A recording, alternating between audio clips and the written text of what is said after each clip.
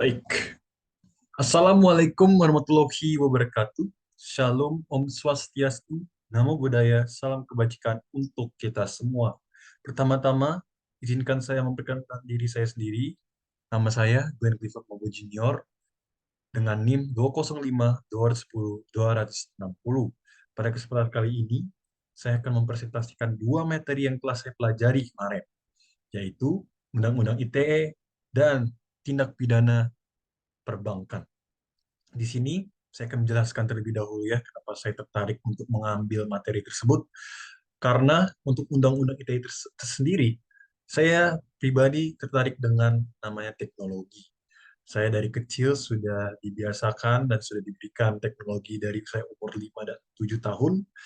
Dan emang tertarik saja, dan saya dikelilingi dengan perkembangan zaman yang terus pesat, dan teknologi semua serba ada begitu. Oleh karena itu, saat saya mempelajari pelajaran ini saat diajari oleh Pak Heri, saya pribadi cukup interested untuk mempelajarinya lebih dalam lagi gitu. Dan untuk perbankan, karena uh, uh, beberapa keluarga saya banyak yang kerja di bank, jadi saya kepikiran untuk mungkin saya ambil banknya saja begitu, pelajaran tentang bank. Dan untuk di kapsul pidana ini saya mendapatkan pelajaran tentang tindak pidana di perbankan. Namun untuk pertama-tama saya akan menjelaskan terlebih dahulu tentang Undang-Undang ITE. Pengertiannya dijelaskan di dalam Undang-Undang Nomor 11 Tahun 2008. Jelaskan dengan spesifik semua ya. Tapi pada intinya, informasi elektronik adalah suatu kumpulan data elektronik, termasuk termasuk tapi tidak terbatas pada tulisan, suara, gambar, peta, rancangan, foto, elektronik, data, interchange. Itu berupa surat elektronik, telegram, telex, telekopi, atau sejenisnya, huruf, tanda angka kode, dan lain sebagainya. Dan dijelaskan lainnya juga ya dalam pasal tersebut. Di undang-undang tersebut, teknologi informasi adalah suatu teknik untuk mengumpulkan, menyiapkan, menyimpan, memproses, mengumpulkan, menganalisis, dan atau menyebarkan informasi. Informasi. Itu dan zaman sekarang itu udah serba gampang tersebar informasi, serba cepat begitu. Dan dokumen elektronik, setiap informasi yang dibuat, teruskan, dikirimkan, diterima, atau disimpan dalam bentuk analog, digital, elektromagnetik, optical, dan lain sebagainya. Nah, bahwa untuk menjamin pengakuan serta penghormatan atas hak dan kebebasan orang lain dan untuk memenuhi tuntutan yang adil sesuai dengan pertimbangan keamanan dan ketertiban umum dalam suatu masyarakat yang demokratis, perlu dilakukan perubahan terhadap Undang-Undang Nomor 11 Tahun 2008 tentang informasi dan transaksi elektronik agar wujud keadilan, ketertiban umum, dan kepastian hukum. Ya, emang seperti yang kita pelajari anak hukum harusnya mengetahui ini, bahwa zaman itu terus berkembang, dan karena zaman terus berkembang, hukum sendiri pun harus berkembang.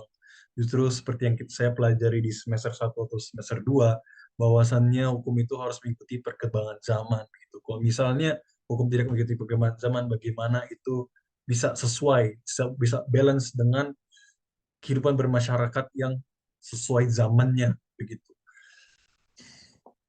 Ini dia adalah manfaat ITE untuk menjamin kepastian hukum untuk masyarakat yang melakukan transaksi elektronik, mendorong adanya pertumbuhan ekonomi di Indonesia, dan salah satu upaya mencegah adanya kejahatan yang dilakukan melalui internet, melindungi masyarakat dan pengguna internet lainnya dari berbagai tindakan kejahatan in online. Jadi kita sebagai yang bekerja di ranah hukum juga perlu mengetahui pengetahuan akan teknologi begitu. Karena itu juga dapat mempermudah kita seperti dijelaskan di slide ini, manfaat ITE begitu. Kalau misalnya ada tindakan tindakan pidana yang merujuk ke ITE, kita bisa menggunakan teknologi tersebut untuk membantu dan menggampangkan kita mendapatkan, untuk mencari bukti-bukti, untuk mencari hal-hal yang dapat membantu kita untuk ya untuk melawan mereka yang melanggar peraturan-peraturan dari ITE tersebut. Nah, ini dia menarik. Perbuatan yang dilanggar ITE banyak banyak sekali. Di sini saya ambil 7 atau 6. Di sini jelaskan Undang-Undang Nomor 19 Tahun 2016 tentang perubahan Undang-Undang Nomor 11 Tahun 2008 tentang informasi dan transaksi elektronik, menjelaskan secara rinci apa saja perbuatan yang dilarang. Bagi mereka yang melanggar Undang-Undang ITE, berpotensi mendapat hukuman berupa denda hingga kurungan penjara. Berikut berupa beberapa perbuatan yang dilarang Undang-Undang ITE. Yang pertama, menyebarkan video asusila. Perbuatan pertama yang dilarang adalah orang yang dengan sengaja dan tanpa hak mendistribusikan dan atau mentransmisikan, membuat dapat diaksesnya informasi elektronik dan atau dokumen elektronik yang memiliki muatan yang melanggar kesusilaan. Nah, ini diatur dalam pasal 27 ayat 1 Undang-Undang ITE. Setiap orang yang melanggar kesusilaan sebagaimana dimaksud dalam pasal 27 ayat 1 dipidana dengan pidana penjara paling lama 6 tahun dan atau denda paling banyak 1 miliar rupiah. Ya, seperti yang saya jelaskan di awal ya, sekarang udah gampang untuk mengakses informasi. Sekarang juga ada beberapa perusahaan atau kerjaan yang emang kerjanya untuk mengambil informasi gitu, mengambil data gitu. Jadi udah serba gampang untuk menyebarkan video-video asusila, menyebarkan hal-hal yang memang menjadi privat seseorang itu disebarkan begitu. Makanya sangat diperlukan Undang-Undang ITE ini dan sebagai sanksinya sudah dijelaskan. Judi online. Nah, ini seperti yang saya ingat di pelajaran semester sebelumnya, bahwa orang tuh melakukan tindakan pidana karena kekurangan uang segala macam. Makanya nih, judi online ini cukup terkenal ya biasa karena alasan untuk mendapatkan uang gitu. Karena mereka bingung dan gimana caranya mendapat uang, kayak mereka sedang ada kerjaan, mereka beralih ke judi online, which is ilegal menurut mata hukum. Nah, selanjutnya pasal 27 ayat 2 Undang-Undang ITE memuat larangan perbuatan yang bermuatan perjudian. Ya, hukuman untuk mereka yang melanggar adalah dipidana dengan pidana penjara paling lama 6 tahun dan atau denda paling banyak 1 miliar rupiah. Yang ketiga, pencemaran nama baik yang banyak ya. Pasal 27 ayat 3 Undang-Undang ITE juga mengatur tentang pencemaran nama baik. Pelaku yang dijerat dengan pasal ini bakal dipidana dengan pidana penjara paling lama 4 tahun dan atau denda paling banyak 750 juta rupiah. Nah, itu juga direvisi di Undang-Undang Nomor 19 Tahun 2016. Jelaskan bahwa ketentuan pada pasal 27 ayat 3 merupakan delik aduan. Ya, pencemaran nama baik itu bisa bisa melewati banyak cara gitu. Namun sekarang yang lagi hits-hitsnya itu melalui sosial media. Nah, dari sosial media ini udah serba gampang menyebarkan informasi-informasi terkait apalagi untuk pencemaran nama baik. Contohnya seperti beberapa tahun lalu, beberapa bulan lalu, pencemaran nama baik presiden masih masih terdapat kasusnya, masih banyak justru pencemaran nama baik tinggi-tinggi eh, di negara kita masih banyak itu. Seperti memamerkan muka-muka meme ya, muka-muka itu yang di mana bisa memicu atau menuju ke pengejek gitu, kayak mengejek mengejek orang yang ada di gambar itu. Nah, makanya perlu undang-undang ITE dan yang melanggar itu dijatuhkan pasal tersebut. Keempat, pemerasan dan pengancaman. Nah, orang yang melakukan pemerasan dan pengancaman juga berpeluang jerat pasal 27 ayat 4 Undang-Undang ITE. Hukumannya adalah dipidana dengan pidana penjara paling lama 6 tahun dan atau denda paling banyak 1 miliar rupiah. Tuh, diancam. Sekarang ancaman tuh udah serba gampang, bisa dari video, terus diupload di YouTube. Kelima, berita bohong. Ini dia seperti yang saya jelaskan. Nah, orang dengan sengaja dan tanpa hak menyebarkan berita bohong misalkan mengakibatkan kerugian konsumen dalam transaksi elektronik itu sebagai sanksinya yaitu kembali dapat penjara paling 6 tahun dan denda paling banyak 1 miliar rupiah. Keenam, ujaran kebencian. Nah, ini biasa nih dari pengalaman saya bisa lihat dari Twitter. Twitter banyak sekali menggunakan curhat-curhatan mereka dan tanpa mereka sadari itu juga bisa dapat melanggar hukum gitu. Karena nggak selamanya apa yang mereka rasakan itu sesuai gitu. Dan ada yang emang benar-benar karena benci karena cemburu, mereka malah sebarkan informasi bohong yang disinkronisasi kelima mereka masukkan di sosial media gitu. Jadi orang tersebut ini yang saya tidak mau sebut namanya, itu dia sudah melanggar dua perbuatan yang dilanggar sama ITE, no, yang poin nomor 5 sama poin nomor 6 gitu. Jadi emang harus berhati-hati dengan menggunakan sosial media ini. Ketujuh, teror online. Ya, pasal ini mengatur perbuatan teror online yang dilarang. Pasal ini menjerat setiap orang dengan sengaja dan tanpa hak mengirimkan informasi elektronik dan atau dokumen elektronik yang berisi ancaman kekerasan atau menakut-nakuti yang ditunjuk secara pribadi. Hukuman bagi pelaku teror online yang bersifat menakut-nakuti orang lain dengan itu adalah pidana penjara paling lama 4 tahun dan atau denda paling banyak 750 juta rupiah. Nah, itu dia. Ada 7 perbuatan yang dilanggar. Sebenarnya masih banyak lagi, tapi pada intinya yang banyak ditemukan dari kasus-kasusnya adalah ketujuh tadi. Dan di sini saya akan jelaskan alat bukti Undang-Undang ITE. Dalam kegiatan e-commerce, antara lain dikenal adanya dokumen elektronik yang kedudukannya disetarakan dengan dokumen yang dibuat di atas kertas. Pasal 5 jelaskan informasi elektronik dan atau dokumen elektronik dan atau hasil cetak merupakan alat bukti hukum yang sah. Informasi elektronik, dokumen elektronik, hasil cetaknya sebagai dimaksud pada ayat 1 merupakan perluasan dari alat bukti yang sah dengan hukum acara yang berlaku di Indonesia.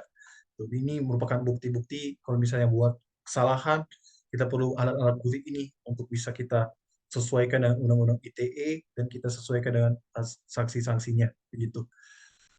Pasal 44, alat bukti penyidikan, penuntutan, dan pemeriksaan di sidang pengadilan menurut ketentuan undang-undang ini adalah sebagai berikut. Alat bukti berupa khususnya informasi elektronik, dokumen elektronik sebagai alat bukti dilakukan dalam rangka penegakan hukum atas permintaan kepolisian, kejaksaan, dan atau institusi penegakan hukum lainnya yang ditetapkan berdasarkan undang-undang sebagaimana ditetapkan dalam pasal 31 ayat 3 Undang-Undang Nomor 11 tahun 2008 tentang informasi dan atau transaksi elektronik sebagai dimaksud dalam pasal 1 angka 1 dan angka 4 serta pasal 5 ayat 1, ayat 2 dan ayat 3.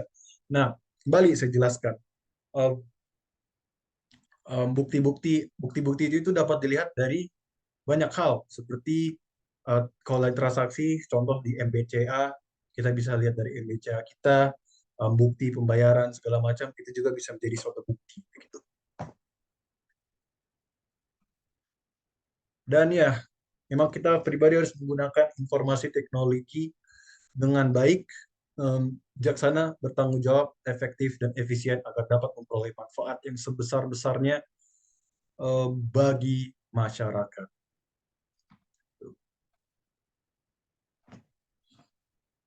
Di sini berikut adalah penjelasan dari Undang-Undang ITE. Saya akan melanjutkan untuk materi berikutnya tentang perbankan.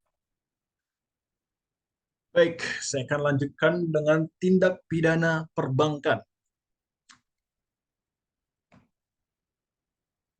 Nah, di sini pengertian atau definisi tindak pidana di bidang perbankan adalah setiap perbuatan yang melanggar ketentuan yang diatur dalam Undang-Undang Perbankan maupun yang terdapat dalam ketentuan pidana umum ataupun dalam tindak pidana khusus lainnya yang terkait dengan tindak pidana di bidang perbankan. Tindak pidana di bidang perbankan dapat digolongkan sebagai tindak pidana khusus. Ini adalah penerapan pasalnya. Penyempurnaan pengaturan tentang tindak pidana dalam Undang-Undang Nomor 10 Tahun 1998. Untuk informasi, terdapat 13 macam tindak pidana, di mana dalam Undang-Undang Perbankan sebelumnya hanya ada 11 macam tindak pidana. Kedua, ada batasan minimum dan maksimum mengenai ancaman pidana, penjara, dan denda, di mana dalam Undang-Undang Perbankan sebelumnya hanya ada batasan maksimum dan tidak ada batasan minimum. Yang ketiga, adanya peningkatan jumlah maksimum, ancaman pengenaan denda menjadi paling tinggi Rp 200 miliar. Di mana sebelumnya paling tinggi adalah Rp 10 miliar. Nah, dalam tindak pidana di bidang perbankan, itu ada dalam konteks hukum positif. Tindak pidana di bidang perbankan berkaitan dengan KUHP, Undang Hukum Pidana, Undang-Undang Nomor 11 Tahun 1980 tentang suap, Undang-Undang Nomor 31 Tahun 99 sebagaimana yang telah diubah dengan Undang-Undang Nomor 20 Tahun 2001 dan tindak pidana pencucian uang. Untuk tindakan pidana perbankan sendiri banyak kasusnya. karena ya di bank pasti karena masalahnya uang begitu. Nah, di sini akan dijelaskan lebih dalam lagi gitu. Nah, ini dia salah satu contoh kasus tindakan perbankan adalah modus internet of online banking begitu, seperti mencuci kartu kredit dan menggunakan dengan pemalsu tanda tangan. Nah, ini dia. Dari saya pribadi ada kejadian di mana uh, dari opa saya ya menjadi korban begitu, korban penipuan gitu. Di mana dia untuk kartunya ini dia dihipnotis ya. Saya nggak tahu ini undang-undang apa yang mengatur tentang hal yang tentang mistik sehingga dihipnotis segala macam saya pribadi kurang tahu. Cuman dia dihipnotis dan karena dihipnotis ya hilang kendali pemikirannya sehingga kartu ATM-nya disetor, diambil uangnya, diambil lah sama mereka-mereka sang sang itu yang melakukan magic trick-nya itu. Nah, mungkin itu harusnya jatuhnya ke dalam undang-undang perbankan juga ya. Mohon maaf kalau misalnya saya salah. Namun di sini dijelaskan mencuri kartu kredit dan menggunakan dengan memalsu tanda tangan. Pemalsuan, kembali lagi pemalsuan identitas segala macam itu. Kedua, memasuk huruf timbol embelsos kartu orang lain dan kemudian dibuat pada kartu lain sesuai dengan identitas pelaku. Biasanya ini yang ahli-ahli ini adalah mereka yang hacker ya. Um, Ketiga, mengajukan aplikasi permintaan kartu kredit kepada bank dengan data palsu dan menggunakan kartu kredit tanpa membayar tagihan. Ini dia. Keempat, menggandakan kartu kredit dengan memasang chip in plug pada alat otoritas kartu. Pada saat transaksi maka data pemilik terekam ke dalam chip, kemudian data dimasukkan ke kartu palsu. Modus ini biasanya dilakukan bersama dengan oknum petugas otoritas. Nah, memang sangat seram ya dengan kemajuan teknologi dan kemajuan pengetahuan ya akan banyak hal. Di sini tindakan-tindakan pelanggaran hukum tuh bisa serba variasi yang banyak. Jadi seperti hal ini modus internet online banking itu kelihatannya hal yang luar biasa dilakukan oleh sang pelanggar, tapi um, di sini itu menjadi pembelajaran bagi kita nanti mungkin saya sebagai penegak hukum nantinya harus lebih-lebih berhati-hati dan lebih memahami gitu. Justru saya harus lebih mengerti akan pemahaman saya tentang teknologi dan ya kalau kalau disinkronisasikan dengan pelajaran hari ini ya tentang perbankan begitu agar saya bisa bisa meminimalisirkan tindakan pidana di perbankan maupun di ITE di teknologi zaman sekarang. Berikut adalah presentasi saya. Sekian dan terima kasih. Mohon maaf bila mana saya banyak kekurangan dalam presentasi saya. Ini adalah akhir dari tugas ujian akhir sekolah, ujian akhir sekolah semester ini. Mudah-mudahan bisa saya berikan yang terbaik. Itu saja. Sekian sekali lagi, sekian dan terima kasih.